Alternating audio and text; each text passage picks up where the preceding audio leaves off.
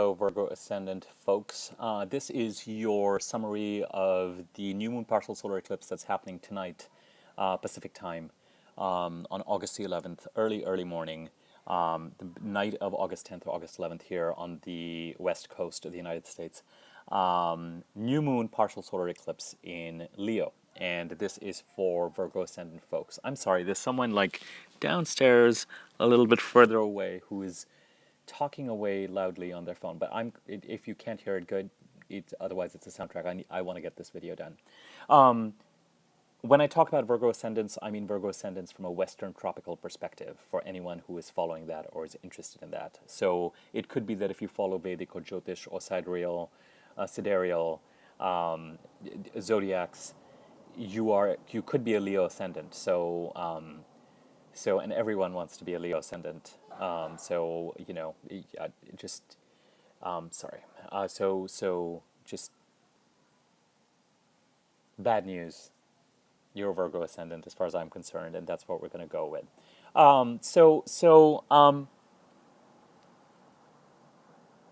It is a new moon partial solar eclipse. So if your energy today and yesterday has felt a little bit down and a little bit flat, hopefully by tomorrow that should be over. With the new moon, it always just before a new moon, energy flatlines, and then there's some inspiration moving forward as soon as the new moon occurs. And certainly within 48 hours of any new moon, 48 hours to a week of a new moon, see what things are being brought to you. A lot of astrologers will say, and a lot of people feel like they should intend and start things after a new moon, and that's certainly true. And for astrology aficionados, I'm going to let you determine what your void of course moon rules are. But for the rest of us, watch for things that come to you as well. And it may be that certain opportunities have come either today or even a little bit yesterday. So, things start to announce themselves, but you're still in the dark of the moon, very much so. So emotions can feel a little bit down, a little bit hopeless, a little bit tired, a little bit flat, all that kind of stuff. But certainly after the new moon happens tonight, in less than 12 hours' time, certainly by the time you wake up tomorrow on the Pacific West Coast, or whatever that means to wherever you are watching this, energy should start to be on the uptick. But let's talk about what the eclipses actually mean for you. This is not a comprehensive summary of what is happening in a Virgo Ascendant chart. This is focused on the new moon partial solar eclipse in Leo. Eclipses in Leo have been in effect since December of 2016. And my question for anyone with a Virgo Ascendant, although how you translate this is going to be up to you. I'm not looking at your individual charts, and there are billions of you. I would imagine that your life prior to December 2016 and what it looks like today in the way that your days are structured and what your life consists of looks radically different. And it could be that it looks radically different because of a feeling of exile that has been imposed on you. This exile can come in the way of pulling you out of your environment, whatever it was that you were doing prior to December 2016. As I said, by today looks very, very different. And we do have this new moon partial solar eclipse in Leo tomorrow, but then we have the last eclipse in Leo on January the 21st, 2019. So this exile feeling, even though the energies are shifting, because the July new moon eclipse introduced the new set of eclipse energies that are going to be in effect 2019 and 2020. We are now in the last leg of this pretty intense eclipse. When eclipses happen in the 12th house, no matter whether they play out favorably or whether they play out in difficult ways, they still have an intensity to them because there's something about them that pulls you out of your environment and what you're doing and requires you to get inspiration from a sense of isolation and exile, completing things. And with eclipses, because the way things happen for each person are unendingly creative and can never completely be predicted, it's always, as an astrologer, it's always a joy for me in a certain sense because I enjoy doing this to see how things are playing out in individual charts. But this idea of eclipse can come in different ways. People can have found that they had to be hospitalized. People can find that they had to be in monasteries or monastic environments. And really the way this plays out for us in the 21st century is spiritual vacation, spiritual messages coming to you. A lot, dreams, astrology, God talking to you sometimes, and the conversations may not always be pleasant necessarily, but there's this isolation, this isolated feeling of, and a sense of wonder. It's only between it's you on your own all of a sudden. And sometimes the exile comes from foreign travel, like you're literally pulled out of your environment and you find yourself getting opportunities to be in different places. And the purpose of that, and the purpose of all these isolating experiences, is to end. The 12th house is the last house, the 12th house is the last house in the house system that practically, that we divide a chart into 12 houses. And so the idea is to pull you out of whatever it is that was keeping you so busy, and your work and the way your life was structured and whatever your life looked like prior to December 2016, and to pull you out into this kind of monastic, isolated, exile-y place so that you could somehow get re-inspired and bring whatever needs to be released from a work and a health and a life and a diet and however your day-to-day life was structured, the hamster wheel prior to December 2016.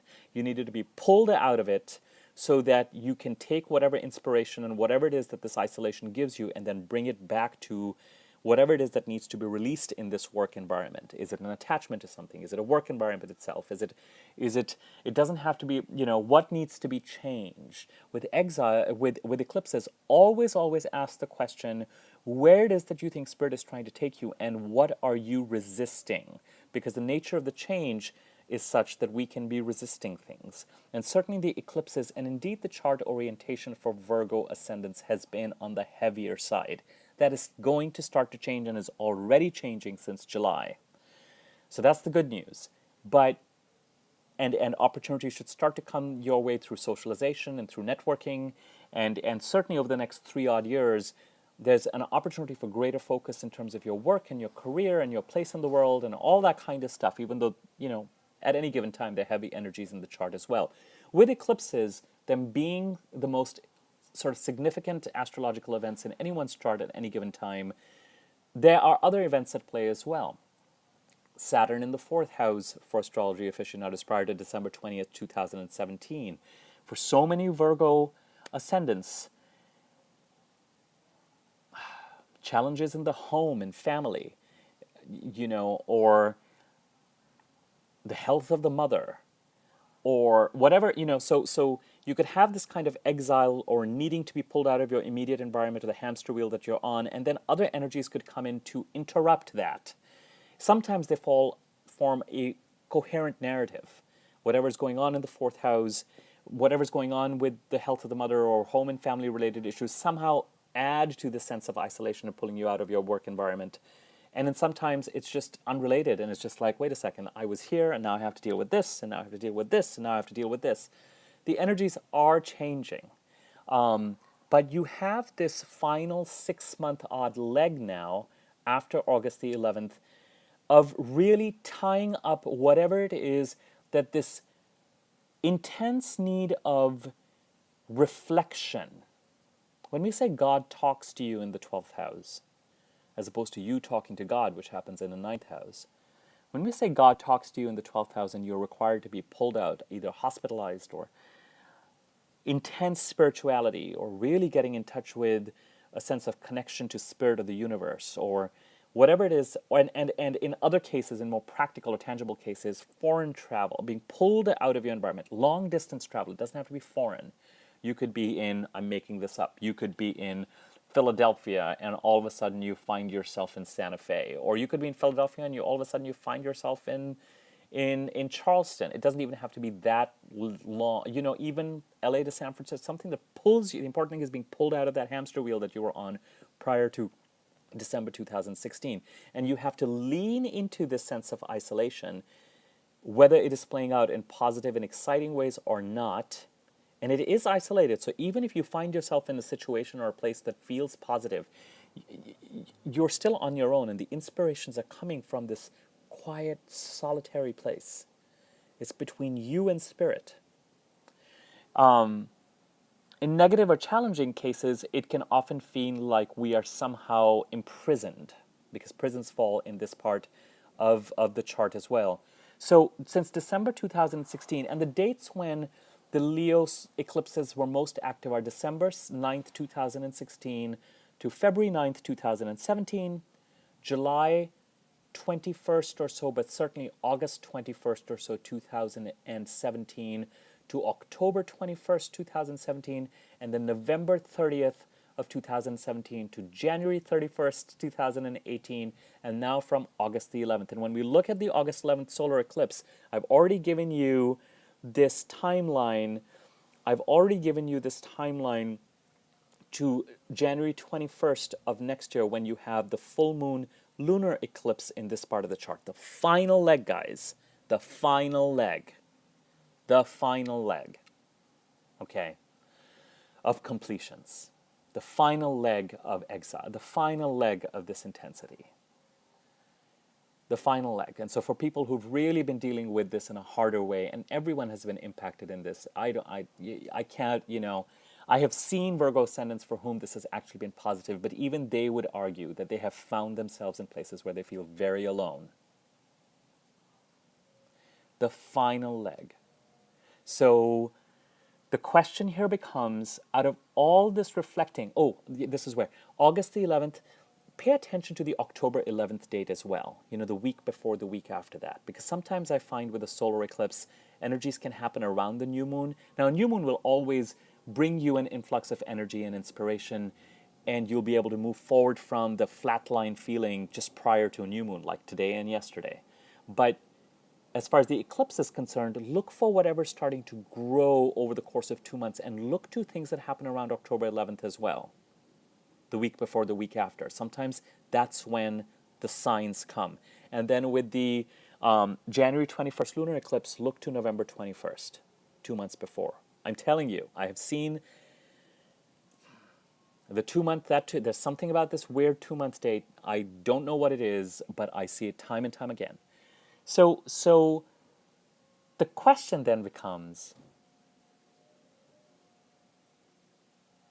what has this reflection brought you as you go through this final leg? And already energies are starting to come in to pull you into a certain, and opportunities now will come to you when we look at the eclipses going from Leo, Aquarius to Cancer, Capricorn. Opportunities will come through you often through socialization, and will have a social aspect of friends, networks, mentors, colleagues. And some of this is already going to be in play. Or it could be things that are inspiring you towards humanitarian activities or group activities or working to do things for the larger good. All of that is a new set of energies, and that's going to grow in 2019, 2020. But as far as the August 11th eclipse is concerned, my questions are twofold. Really reflect and see what is coming to you from the outside with this eclipse that continues this kind of imprisoned, exile, seclusion feeling going. Are you being pulled out of your immediate environment again? Are you more things that continue to pull you out of that hamster wheel that you were on prior to December 2016? But the question is, what are the inspirations that have been coming to you since that time?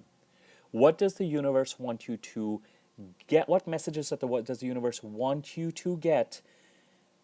And it's a simultaneous releasing, and when I get around to doing a video for the July 27th lunar eclipse, and I know that is past, but the energies for that are still active. Eclipses, they're eclipses to lean into, like this Leo eclipse, and they're eclipses where we have to release something, like the Aquarius eclipses, so the full moon lunar eclipse on July the 27th, and the energies for that will remain active till September, October. So there's something corresponding about releasing something as far as your work, or your health, or your pets, or your diet, or your routine, your day-to-day life and management. As I call it, the hamster wheel prior to 2016, there's something there that needs to be released. You need to let go of it.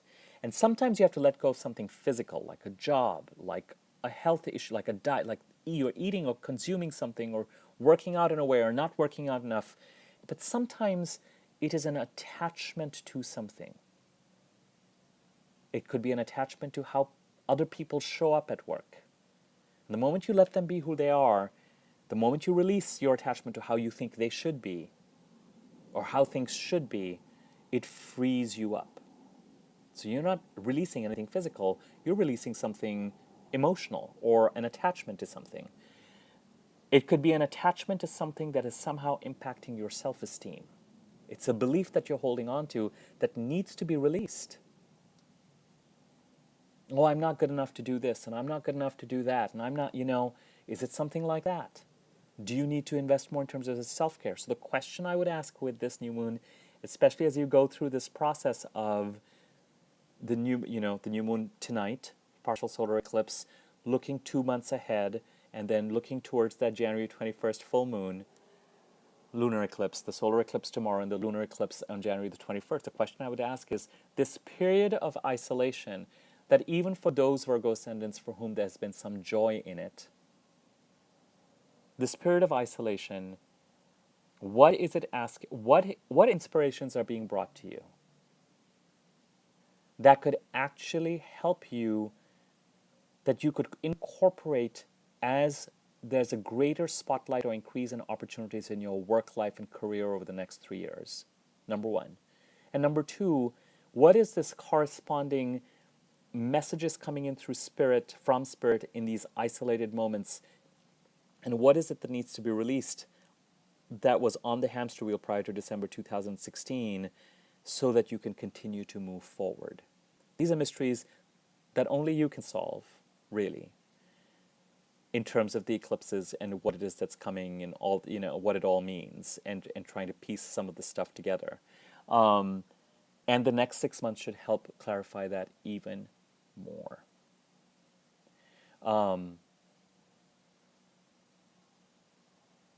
I'm happy for my Virgo Ascendant clients generally, only insofar as there may be a feeling finally that they can come through, there can be some sort of a sense of coming through the tunnel. So as I said, even for Virgo Ascendant clients, but this has been positive. You have opportunities that are in long distance places or whatever it is.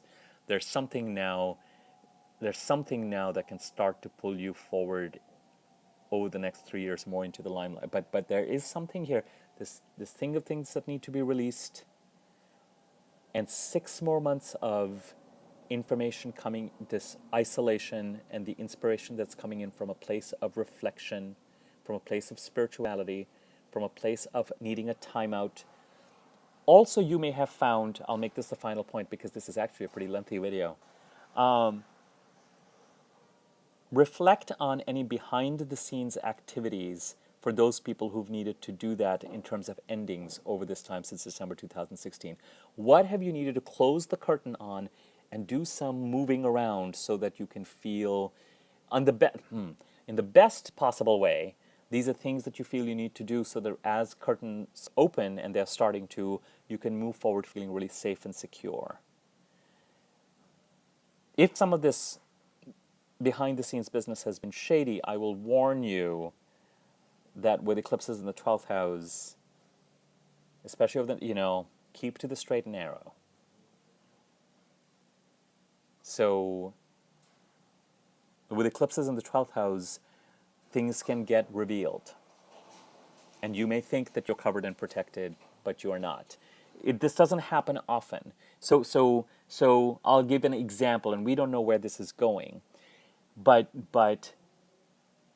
our current president is a Leo ascendant, not a Virgo ascendant, and his first 12th house eclipse happened on July the 12th. And look at the 3 or 4 days after that. Now, whether or not you're a supporter or not a supporter, I'm not getting into something political, but things were revealed within 3 or 4 days of that eclipse that really have a kind of an irrevocable feeling. He was in Russia. There was that press conference right after that. And things that could be hidden or behind the scenes with solar eclipses, with eclipses in the 12th house. So I'm going to just put that out there.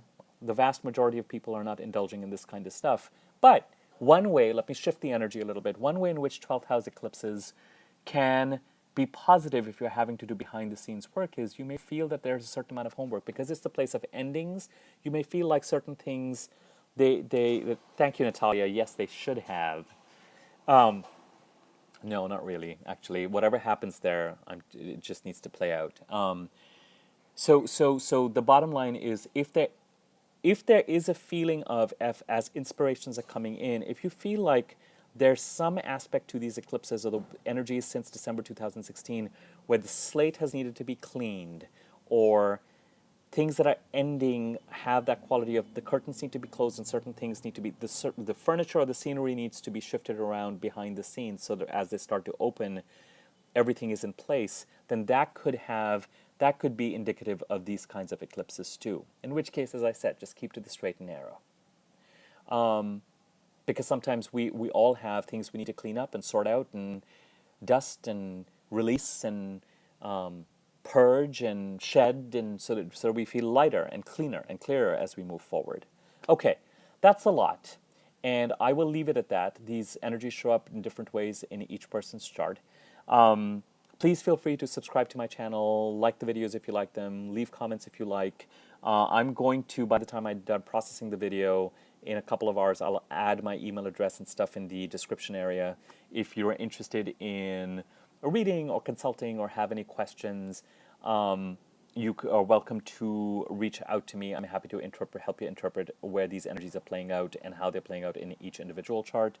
And I am going to be back doing a few more of these videos for the other eclipses as time goes on. So certainly feel free to hit the bell notification button so that you know when I do new videos, and you can always check them out as well. Okay?